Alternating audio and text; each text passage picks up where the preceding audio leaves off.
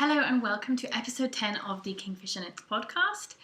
My name is Madeline and I am your host. I'm also known as Kingfisher Knits on Instagram, on this podcast, and also on Twitter, not that I ever use Twitter. And you can also find me on Ravelry. On Ravelry, my name is Madeline Windsor. I put all the links in the description box below of where you can find me. And I also have the Kingfisher Knits group on Ravelry. Thus far, that is where I have been putting all of my show notes. I will admit, I realised I did not put up show notes for episode 9, so the last episode that I recorded. I'm very sorry about that. I did have a couple of people contact me with questions, although neither of them said that they'd looked for the show notes, because at least one of them is not a Ravelry user.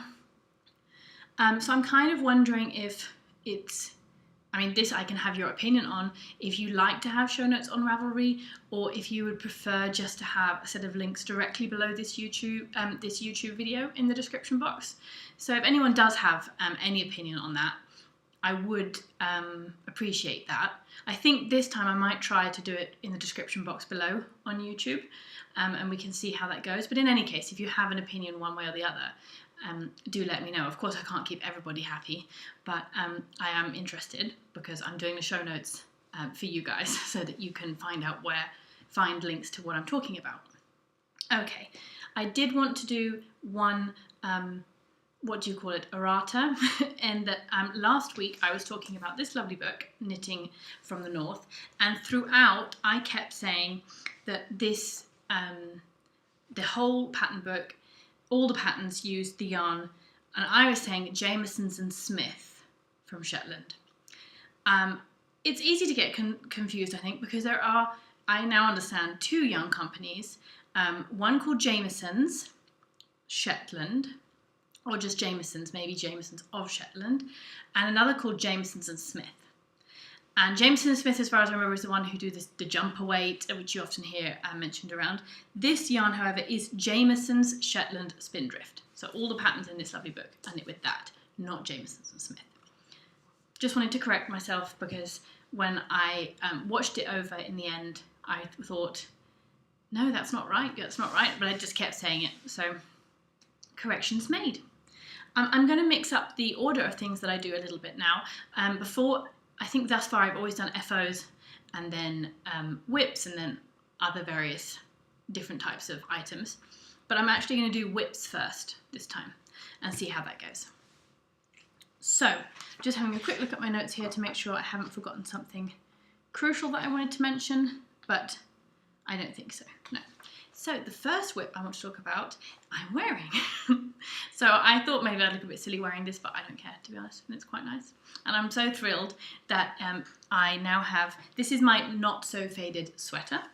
And I call it that because this is the So Faded pattern by Andrea Mowry of Drea Renee Knits. And this is supposed to be made, I think everybody knows, with, you pick a few different skeins of fingering weight yarn, which make a fade, and you start with one, you fade into the next one, and so on, and so there is a fade. Mine is all in one colour, and therefore I'm calling it my not so faded sweater. And I have finished the body, so I'm going to stand back, hopefully you can see. This is where I was last time. I have my little chocolate eclair progress keeper there. So I finished, and I think I've done it almost to the pattern for my size, in that I think it was to knit to 13 and do a couple of inches of rib, give or take half an inch. I think that's what I did. And I have knit, so now we'll have to go back and obviously pick up these stitches and do the sleeves, and also pick up for the neckband. So the colour of this yarn is never represented correctly. It's much closer to this top that I'm wearing underneath. It's also not quite that colour, but the colour of this yarn is closer to that colour than it's showing. It shows up more overtly red than I think it really is. It feels absolutely lovely on, so I don't think I've even got the yarn to hand, of course. I have talked about it a lot. It is the Oxford base from the Plucky Knitter. This base, exactly as it is, no longer exists. They now have Oxford 2.0. The colour is strawberry wine. As far as I know, they still do this colour. And it is a 75-25 non-superwash merino nylon fingering weight blend. And from seeing how much yarn I have left, I'm pretty confident I'm going to be able to do the full length sleeves that I hoped for, because I have 3 skeins. I had 3 skeins of this, and it was almost exactly the yardage mentioned for my size. One thing I did want to mention is that I have knit the 34-inch size, so the finished bust measurement should be 34. I tend to like, I knew that this was a classic sweater in that it didn't have waist shaping, so I stand up again, so it doesn't have any waist shaping, you just go straight down after the underarms, and I was happy about that. I tend to quite like fitted sweaters, but I was happy to give that a go, and I thought that would be nice also to have something a bit different. But I was looking for about an inch of negative ease in the bust. And what happened is I've knit the 34-inch size, which would have given me almost an inch of negative ease. But I couldn't knit the next size up because that was 38, and the next size down would have been too small. But my gauge is off. I did do a gauge swatch, and maybe I relaxed a little bit, or it changed at some point. I don't know. It's a little bit tighter up here actually, and then it's relaxed a little bit. So I'm off by 1 stitch in the 4 inches. In the 4-inch gauge swatch, so it should be 25 stitches, and I got 24, and that means all in all in the end I have just about an inch or 1.1 inches extra in the circumference here.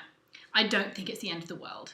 I think I realised it while I was knitting it, and if it were a superwash yarn, I have a feeling I might have stopped and ripped back because I knew it would grow. This is not a superwash yarn. I do not expect this to grow massively when it's washed. It should respond better to blocking. You should be better able to sort of make it fit the shape. You can't really make things smaller with blocking, but you can definitely minimise things stretching out when you have non-superwash yarns compared to superwash yarns. So I'm still hopeful. I'm going to keep this on. It's really chilly here now. Autumn has definitely arrived with a vengeance here in Zurich. I didn't say that. I'm in Zurich. I live in Zurich in Switzerland with my family, my husband and 2 young children, but I'm originally from the UK. Anyway, that's that said. So I think that's all I wanted to say for now about this. My progress is very slow on this. I've said many times before that this is really like a side project for me, that it just gets picked up and worked on an evening when I haven't got any energy to do anything but knit. And recently my knitting time has been really, really, really reduced. So I have a couple of design projects that I'm not going to show you that I have been knitting on, but even on those, my progress is slow at the moment because I'm lucky if I'm getting half an hour, like average half an hour per day. So like one day I might get an hour or an hour and 20 minutes, and another day I might get 10 minutes. It feels tough. It does stress me out, not because I feel like I'm not doing things, but because I enjoy knitting. Knitting is, I think for all of us, it's a wonderful way to relax and unwind, and I just sort of haven't really been having the time to do that. C'est la vie. So the other whip that I wanted to show you is one that I showed a while back, and I didn't bring it out again because I made a mistake, and I decided to rip back because I cared about the mistake, and I'll explain why in a second. And then this is actually a Joji Locatelli pattern, and she was having a big fall knit along. And the way her knit alongs work, it's not that you can just jump along at any point. You have to sign up before the start date, and you have to say what pattern you're knitting. And I literally had seen this and thought, well, I'm already knitting this pattern, so you can't enter things which you've already started. And then I made a mistake and I had to rip back, and so I just put it to one side and only restarted at the beginning of September, which is when the start date was to cast on. So these are my Bonbon mitts from Joji Locatelli. This is in issue 21 of the Pom Pom magazine, and I have finished one mitt. I just realised I never actually pulled out my... Okay, I'll show you now. So the reason that I had stopped, I had got to probably around here, somewhere around here. I had made a mistake, and this is twisted rib. And you can't really hide the mistake. I tried to drop it down and fix it, and it wasn't looking right. And it's such a nice looking item with this beautiful, beautiful twisted rib, which looks so neat and tidy. I just thought it was too much of a shame. And ultimately I was down here somewhere, and it was a small portion compared to the whole mitt, and certainly compared to the whole project of 2 mitts. So I went, fine. And when I'd seen that maybe if I restarted them later, they could be part of the knit along, I thought, well, that's my sign that I should stop. So this is the left mitt.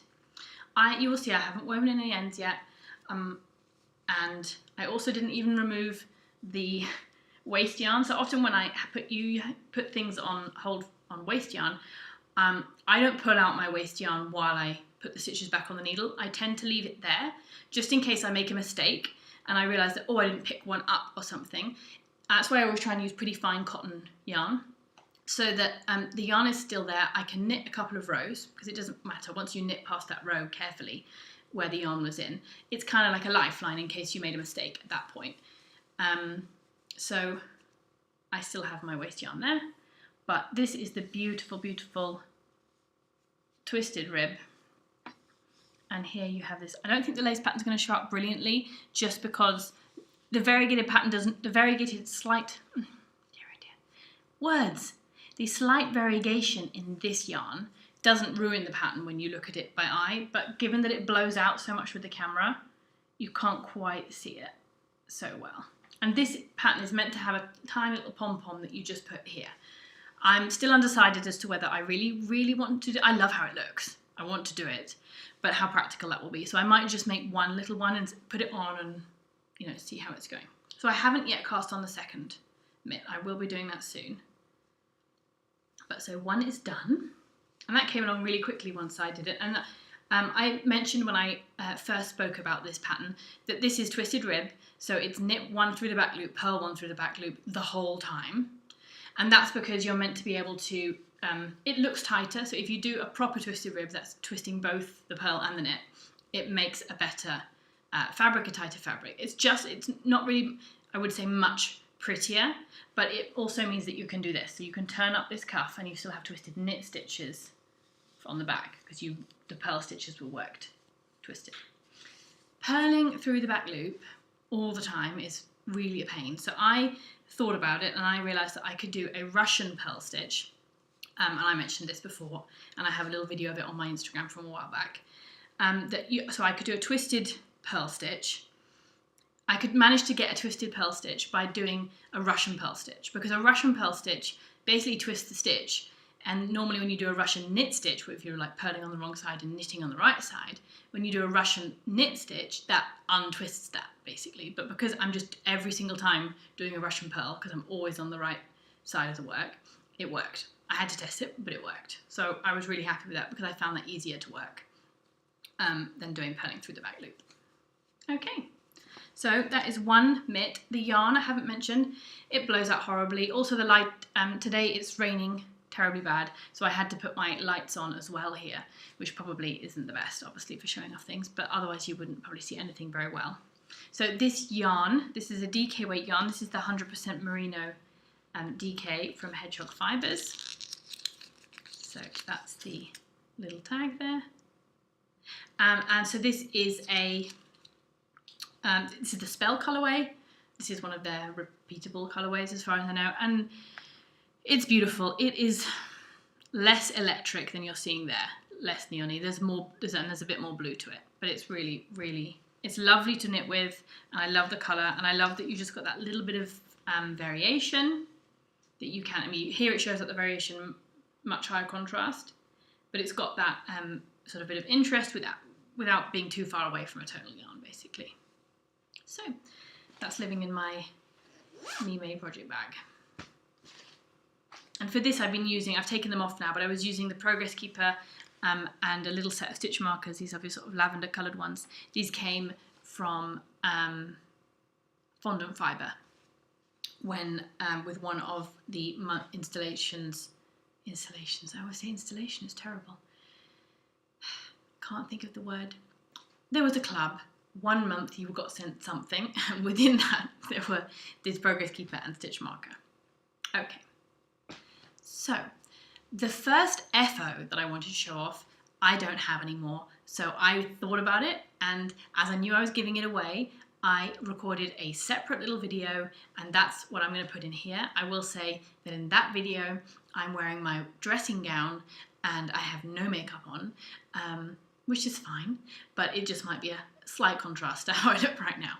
So I'm going to pop that video in here, and then, so I'm sending you back to me in the past, and then you'll come back to me now. So hello, This is Madeline from the past, and I'm just filming this little segment which I'm going to be dropping in to the next episode of the podcast, just so that I can show you NFO that I will be gifting very, very soon, and so I wouldn't have it with me the next time I record. And this is the test knit that I did for Mina of the Knitting Expat podcast. One quick disclaimer for me, yes, you might notice I'm wearing my house gown. I'm currently preparing and packing things as we're going on a trip to the UK for a few days. And hey, this is real, no makeup. That's just what it is. Okay, so if you remember, I was doing the test knit in the smallest size. So this is the 3 to 6 month size in the pattern. And here it is. Isn't it cute? I'm so happy with it. And first point is the yarn. I did this out of yarn from Posh Yarn. That's they're an indie yarn dyeing company based out of Wales in the UK. And this is their Helena base, which is an Aran weight base. It is a discontinued base, and I actually discovered it is non-superwash, which is probably why it was so lovely to work with. I do really like non-superwash yarn. So it is 100% merino, but non-superwash. And this was called the Ghillie colourway. I think last week I said that I wasn't sure if it was the Ghillie or Gilly, because I had bought this yarn in a D-stash and it had no tags on it, and somewhere I had written down that it was Gillie, which could be either Gilly or Ghillie potentially. But now I checked, and the original colourway name was actually Ghillie, so Gillie. Therefore, I'm sure this is Gillyweed, inspired from Harry Potter. So perhaps I could enter it into the Harry Potter cal. Didn't think of that. Oh, I mean, Katie of Inside Number 23, of course. She has a little Harry Potter cal, a year-long Harry Potter cal going on, and this would be maybe a lovely little entry for that. In the end, I think I calculated, so I used 190 meters of, this is an Aran weight yarn. I knit it to the gauge of the pattern, so the pattern is written for DK weight or worsted weight.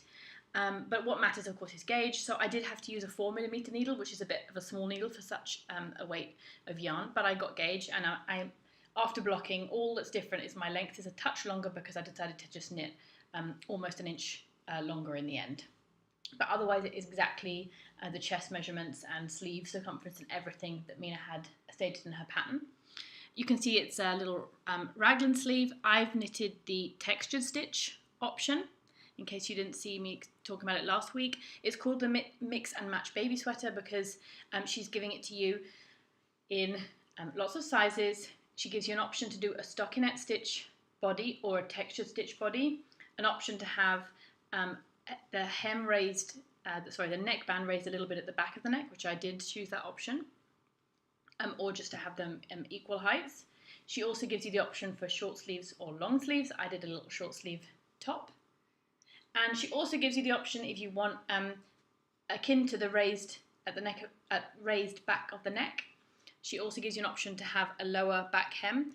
I personally really like a lower back hem, and I did nearly do it.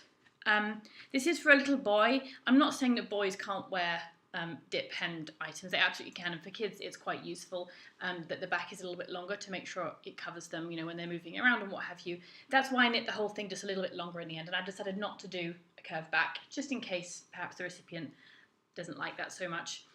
Anyway, I think it's absolutely adorable, and I'm so happy with it. It's obviously perfect autumn colours. Today is the 1st of September, and I'm going to be giving it to a baby who is currently a little over 1 month old. 1 month, nearly 2 months old, I think. That's really bad. I need to check my phone for when this little baby was born. Anyway, so this will be perfect for him for the sort of mid to late autumn all the way through to the end of winter is what I'm hoping. It looks a decent size to me, and yeah, I can't say enough positive things about Mina's patterns. I've test knit for her before, and I have a couple of her other patterns. She's a very good pattern writer. So I believe that this is going to be released mid-September. I think her original date was somewhere around the 15th. And so you'll also be able to check that out. And I've just packaged mine up just with this tiny little bow. I didn't have enough to make a proper bow, but I still think it's super adorable. So that is my FO. So hello, I'm back, and yeah, so while I was in the UK I posted off that cute little baby sweater to its recipient. I haven't heard confirmation that it arrived. It should have arrived within the last couple of days, so hopefully that was a welcome gift, and I look forward to pictures of the little boy wearing it.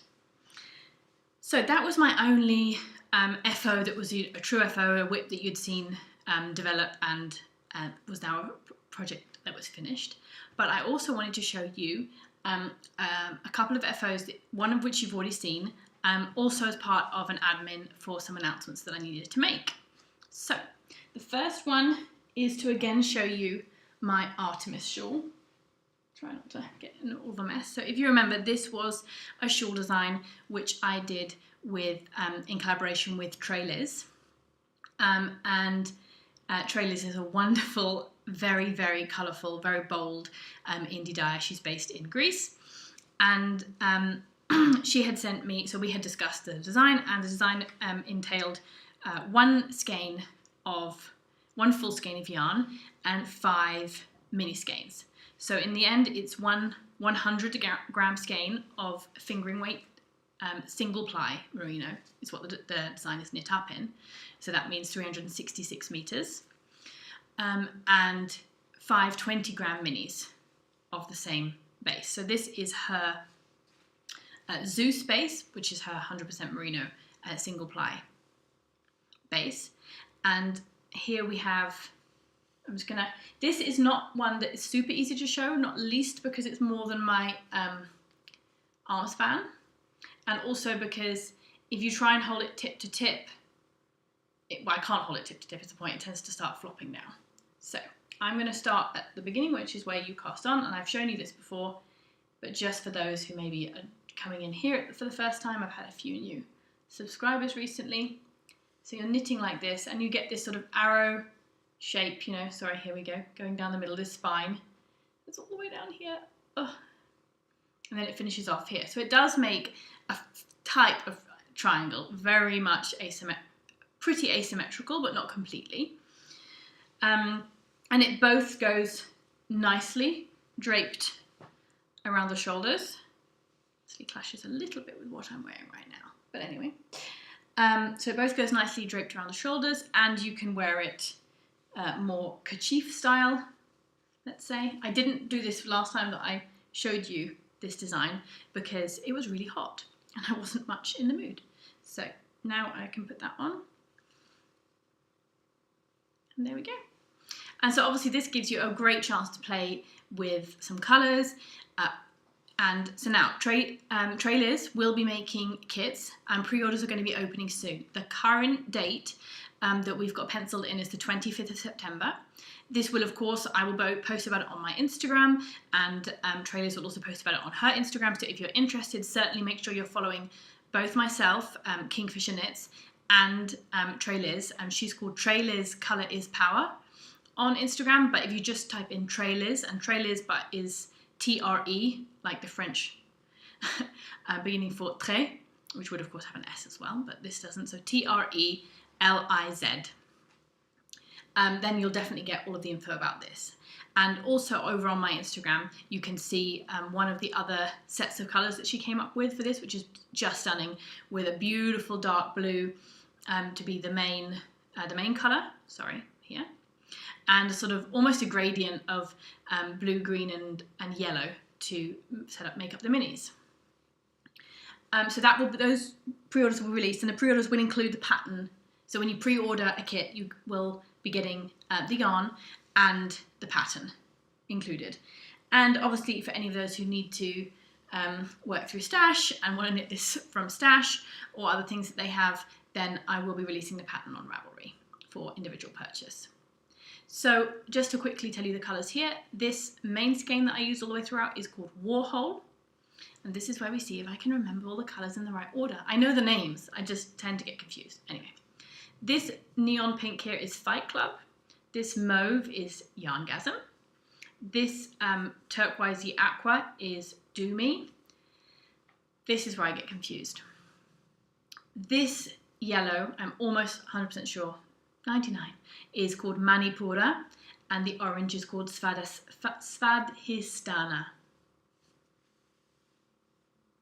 So it's a very easy knit ultimately, and it also has a complete I-cord edge all the way around, the vast majority of which is just worked as a border while you are knitting. There is only a small portion, so just this section here.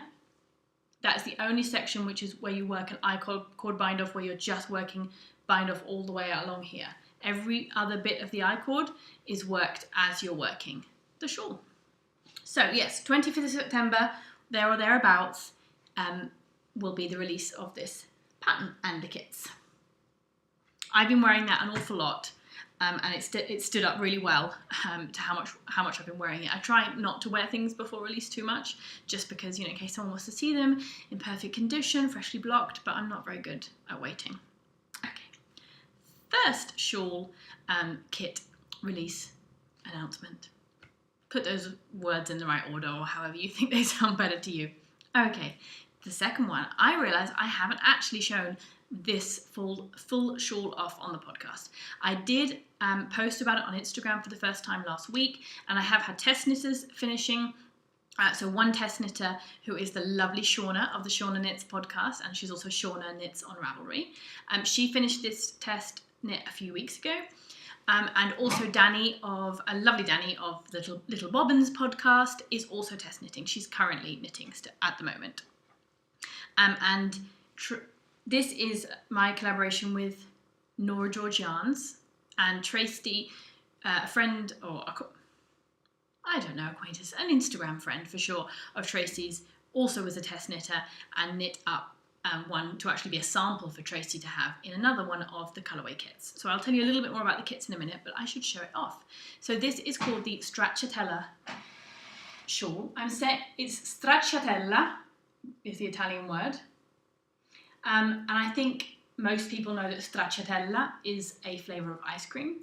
It is it's a milk flavour ice cream with little tiny chocolate chips. Not even chips, they're like little flakes of chocolate in it.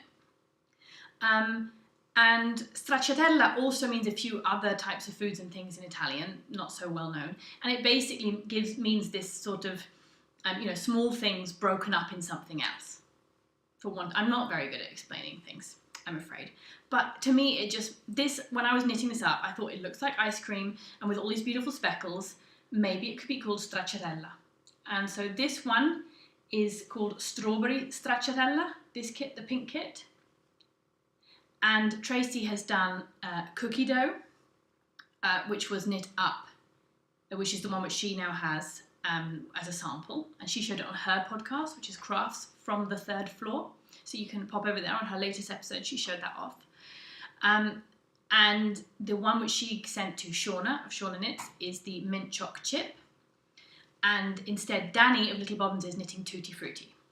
So a little bit more explanation, just so people can understand. In these kits, there is one mostly tonal, so very tonal colourway, so this pink one here, and one coordinating speckled colourway. So in all of them, that's like that. So in Danny's one, which is Tutti Frutti, there is a sort of beautiful lavender coloured for the tonal, and then a little bit more, multicoloured makes it sound crazy, but a bit more multicoloured speckled colourway, always on a cream base.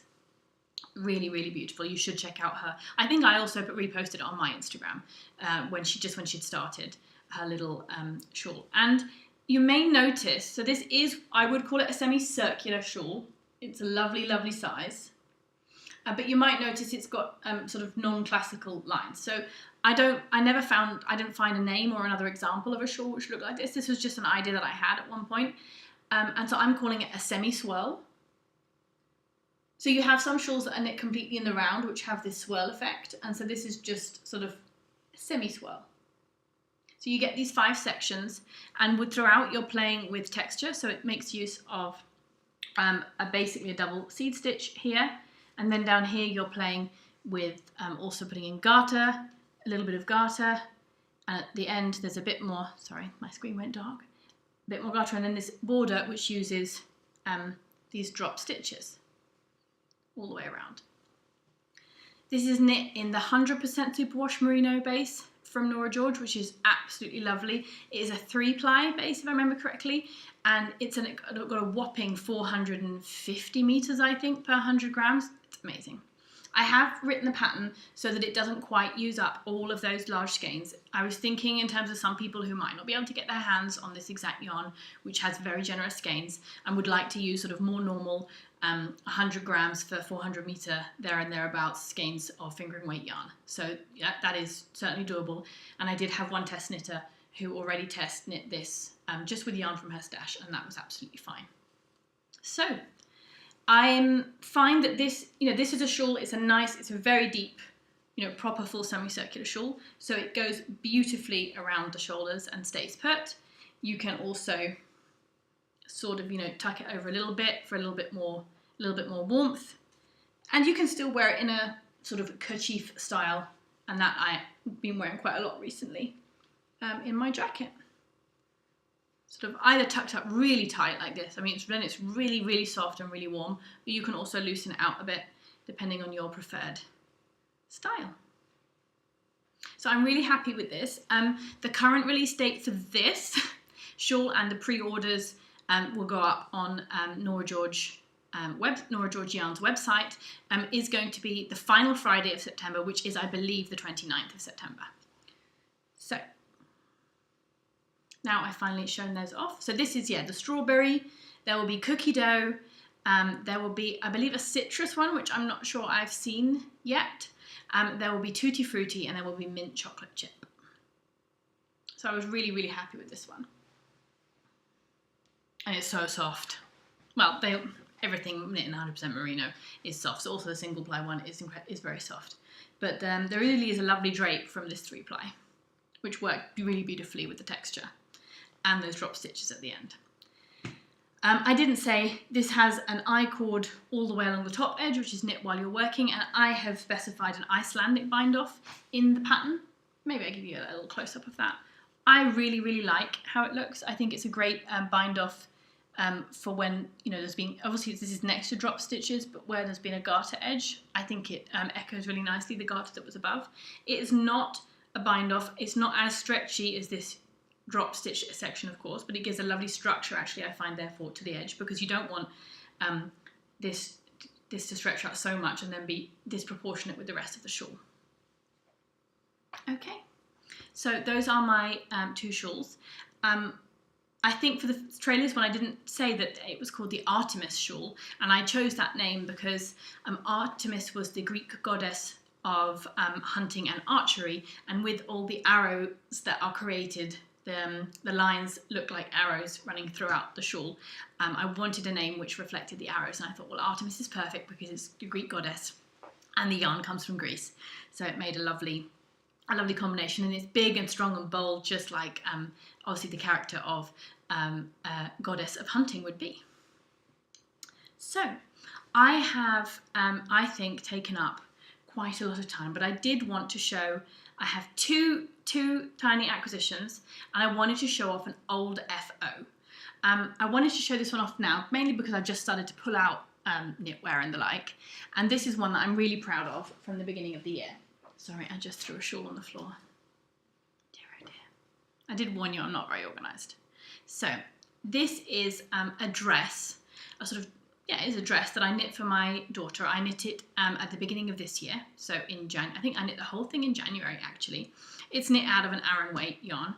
And this actually, the pattern is a free pattern on Ravelry, and it's a pattern by my lovely friend Robynn, and it's called The Bower Birds. I will definitely make the effort to link this below. And it is a colour work yoke and a bit of colour work down at the bottom. So it has been folded up, so you can see a clear fold line there. It's still looking lovely. I'm not going to reblock it or anything just because it has a fold line on it. And it's pretty thick, so it took quite a while to dry. So it has this beautiful colour work yoke here. There is meant to be a ribbon threaded through this lovely sort of eyelet all the way along the top, and that cinches it in a little bit. I had a ribbon there which wasn't matching perfectly, and when I put it away for the summer, I took out the ribbon, and I thought I'm still going to find one. So I haven't yet got a ribbon that I love there. She can wear it totally fine without the ribbon. It just sort of pulls it in a little bit more and looks really, really lovely. So you have this lovely colourwork yoke there, and then you knit all the way down and you have a little bit of colourwork all the way around the edge. And a lovely detail which this has, which I am so happy about, is it has this beautiful, I'm just going to show it here, picot edge. Obviously this has been worn a lot and it has got pills on it. And that is then done as a folded hem. So it gives a nice weight to the bottom and a beautiful finish to it. And again, you see here on the cuffs that you have this picot edging, just slightly, and this folded hem. I can show you the wrong side. I know people like to see floats. I think I did pretty well here. So this is not really a yarn that one would recommend for colourwork. Of course, why would I use the right yarn? But it is a lovely yarn. So this is Debbie Bliss. Well, see, I say it's a lovely yarn. This is my honest opinion on this yarn. This is Debbie Bliss Cashmerino Aran. Don't know why I went crazy there. So this is an Aran weight yarn, and it has merino, as it sounds like, microfiber, and a bit of cashmere. I think it's something like 12% cashmere, 30% microfiber, and the rest is merino. It's lovely and soft. I knew when I bought this yarn in a D-stash, and I knew that everyone said it pills horribly. I've heard that was improved if you knit it at more of a worsted gauge. This pattern is written for worsted weight yarn, so this is knit at a worsted weight gauge. So this is 20 stitches per 4 inches, I believe, or perhaps even more, but I think it was about 20. And I have to say that considering how much my daughter has worn this, I don't think it's pilled that badly. There is some fuzziness to it, but it has cashmere in, so you would expect that. I don't think it's pilled terribly for how much she has worn it. I haven't gleaned this at all yet. But I do find pills every now and then, and I do pick them off. I do think that this yarn is not a very hardy yarn. It is also, of course, not a... it's a superwash yarn. Well, it's got cashmere in, so I'm not sure how truly superwash it is, but it's certainly a machine washable yarn. And it also... it doesn't have any of that, it's all very soft and smooth, and it's not grippy and rustic at all. But I managed to do the colour work fine in it. There's no steeking involved in this, and I think it worked out just fine. And I really, really love it. So this is called the Bower Birds dress. And I will say I modified the pattern in one way, which is that there is a pocket here, and that has 2 little birds on it, which probably explains why the pattern is called Bower Birds. I didn't do that. This yarn is fairly weighty. I wasn't sure that it would look right, and I figured I wasn't sure I had enough yarn, and I asked Isabella, and my daughter, and she wasn't super keen on having the pocket, so I did it without the pocket. So there we go. This is another object item that I made that I was really, really proud of. So I did want to show that off, sort of for the change of seasons and the pulling out of the knitwear. And I guess there'll be a few more items from the archives as we go through this later part of the year. So the final things I wanted to show you are just 2 skeins of yarn. One is the final skein that arrived from the final installment. That's the word I couldn't think of before. Not installation. It's not installation, it's installment. Gosh. And from the Fondant Fibre Yarn Club. So this was a really interesting club because the first month you knew you were going to get at least a skein of sock yarn. In the end, it was a sock set. So with a full skein and a mini and some of those lovely stitch markers I showed before. The second month was a project bag, and I showed that off last time, or the time before.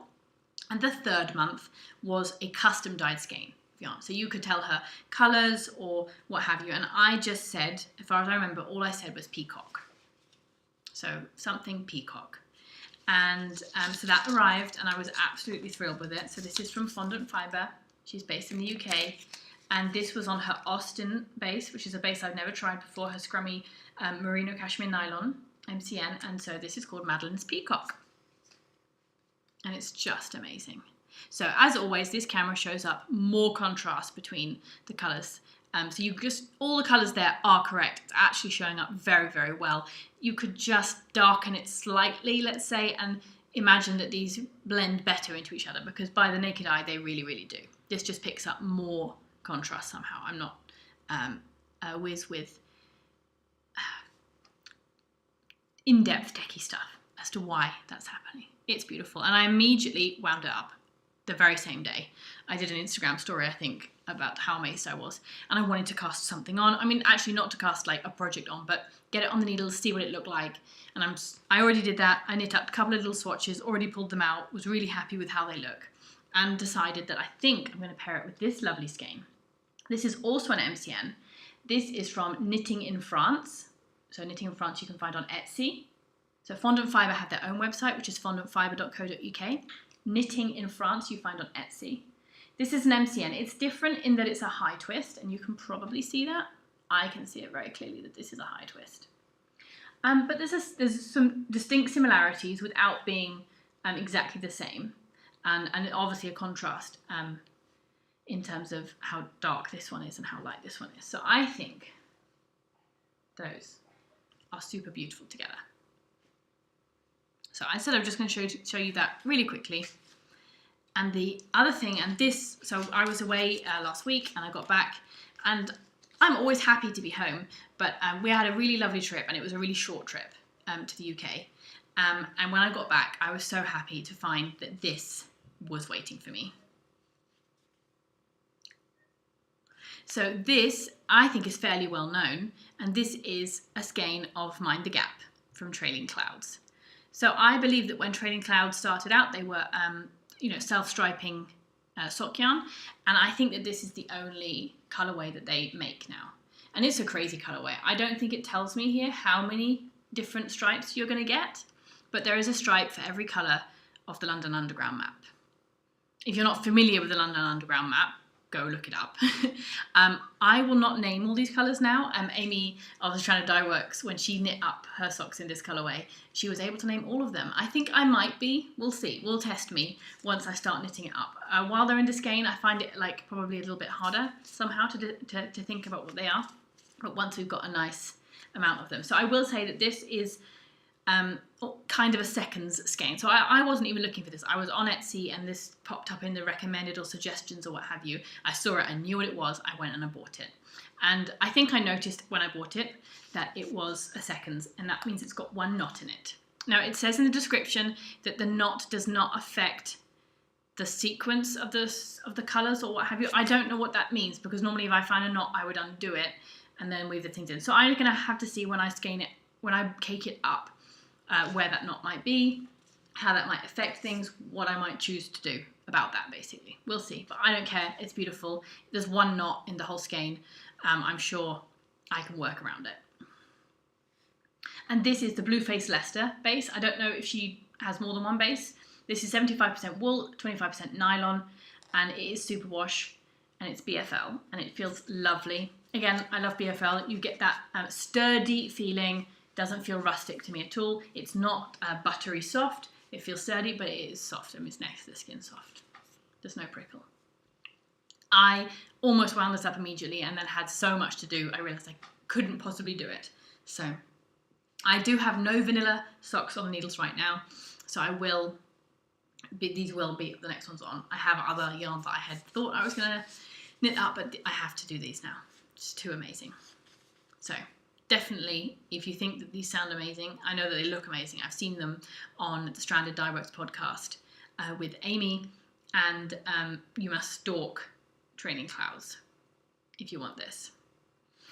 Also, so I ordered it to be delivered here in Switzerland, and often shipping costs a bit more to Switzerland than even the rest of Europe. It's just one of those things. And I got a refund a few days after I had ordered this. And I thought, oh no, I just immediately assumed before even opening the email that basically she'd sold one too many, she didn't have enough, and she'd cancelled my order or something. And I went and she'd refunded me £4 of shipping once she'd posted it to Switzerland and saw that it didn't cost as much, I guess, as either she thought or Etsy automatically calculated for her. I don't know how these things work. So that was amazing. I was really, really impressed, because I kind of don't really expect that from people. So that's really nice. that is everything that I have to share with you. I hope that I managed to string these 3 videos together that I've now had to do without too much trouble, and I managed to get the thing up on YouTube and add links in good time. And normally what I always do is I just get the video up on YouTube as soon as I can, and then I go back and do the rest. I know other podcasters do it much better than me, far more professionally. I said from the beginning when I started this, I didn't have time to do captions and fancy editing. And I barely had time to do show notes, and that held me back from starting a podcast for a long time. And I just thought, well, I'll do it how it is. If people don't like it, they don't have to watch. So if you want to watch one of the other much more accomplished podcasters, please do. And if you like coming back and watching me, thank you so much. If you're new, I didn't say at the beginning, welcome back and hello to new people. But if you're new and you watch this all the way through, thank you very much. And please do subscribe if you want to watch in the future. And if you didn't enjoy it, that's fine. Watch somebody else. There are tons of wonderful podcasters out there. And that's why I decided to do a podcast, because I liked so much all the other podcasters. Anyway, I'm going to go make myself a coffee. See if I can manage to turn off a light and still see in my house. And I will hopefully be back in a decent time again in a couple of weeks. Okay, bye.